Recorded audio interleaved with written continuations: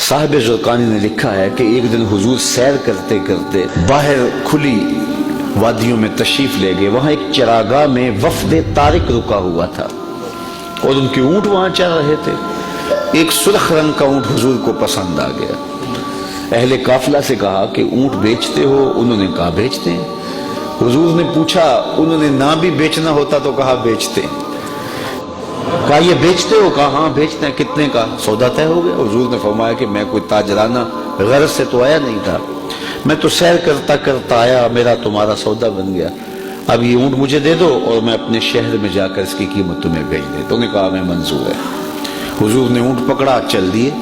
وہ حضور کو دیکھتے رہے. جب نظروں سے اوجھل ہو گئے تو دل پر ہاتھ رکھ کے کھڑے ہو گئے. تھوڑی دیر کے بعد سکتے سے باہر آئے تو ایک دوسرے سے پوچھنے لگے, یار ایک شخص آیا اونٹ ادھار لے گیا, تم نے اس کا پتہ بھی نہیں پوچھا. جب کسی کو نقد سودا دیتے نا تو اس کا پتہ آپ پوچھنے کی ضرورت نہیں محسوس کرتے, لیکن ادھار دیں تو یا آپ اسے جانتے ہوتے ہیں یا درمیان میں کوئی ضامن ہوتا ہے یا کوئی چیز گروی رکھتے ہیں. تو کہا ایک شخص آیا, اسے تم جانتے نہیں, اس نے اپنا پتہ بھی نہیں بتایا, اونٹ بھی قیمتی اور وہ لے گیا. یار کسی نے اس کا پتہ ہی نہیں پوچھا, نہ اس نے کوئی شے گروی رکھی, نہ کوئی ضامن دیا, تو تم نے کسی نے بھی پتہ نہ پوچھا.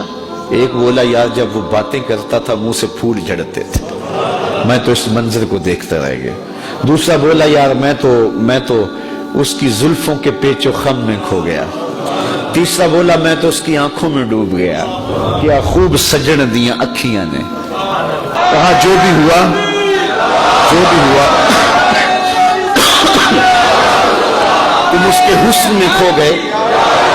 تم اس کے حسن میں کھو گئے, اور وہ اپنے حسن کا جادو جگا کے تمہارا قیمتی اونٹ ہتھیا کے لے گیا. لیکن اگلے لفظ سنیے اور سینے پہ ہاتھ رکھ کے سنیے. جب انہوں نے کہا نا قیمتی اونٹ ہتھیا کے لے گیا, امام زرقانی نے لکھا ہے, کہتے ہیں جب انہوں نے یہ بات کہی نا تو اب تک خاموش بیٹھی قافلے کے سردار کی بیوی نے خیمے کا پردہ سرکایا اور ان سے مخاطبہ کر کے کہا انا ضامنۃ لسامان جمالکم لا یغدر بکم. اگر وہ قیمت نہ دینے آیا تو میں ضامنہ ہوں, قیمت مجھ سے لینا, خبردار کسی نے اس کے خلاف بات کی تو. کہا اچھا تو اسے جانتی ہے؟ کہا واللہ میں بھی نہیں جانتی.